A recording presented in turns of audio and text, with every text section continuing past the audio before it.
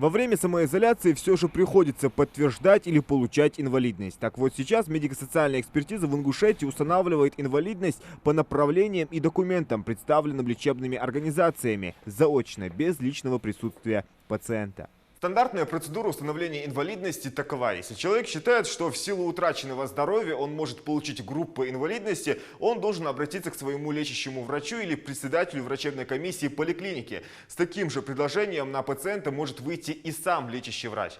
Затем он проходит обследование, и если подтверждается стойкое нарушение здоровья, пациент получает направление на медико-социальную экспертизу. Когда все документы оформлены, медучреждение, а не гражданин, как это было еще недавно, с разрешения пациента передает их в бюро медико-социальной экспертизы, за которым оно закреплено. Экспертиза проводится в течение месяца после получения документов. Очно, заочно, на дому или в стационаре.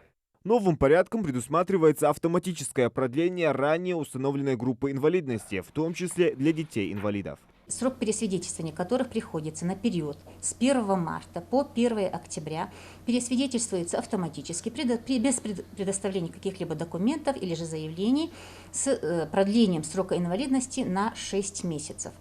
При этом никаких заявлений, как я уже сказала, документов подавать не нужно, и приходить на освидетельство непосредственно саму комиссию гражданину не нужно. Сведения из документов, подтверждающих факт установления инвалидности и индивидуальной программы реабилитации, размещаются в Федеральном реестре инвалидов. Назначение и выплаты пенсий осуществляются пенсионным фондом без дополнительных заявлений. Инвалидность будут устанавливать дистанционно до 1 октября текущего года. Кроме документов, которые предоставляет при первичном освидетельстве лечебное учреждение, никаких требований у нас нет. При пересвидетельствовании у нас есть определенная своя база, поэтому можем проводить совершенно спокойно только лицам тем, дата освидетельствования которых приходит с 1 марта по 1 октября. Предварительной записи у нас не существует. Вся информация о проведении медико-социальной экспертизы у нас размещена на сайте нашего учреждения.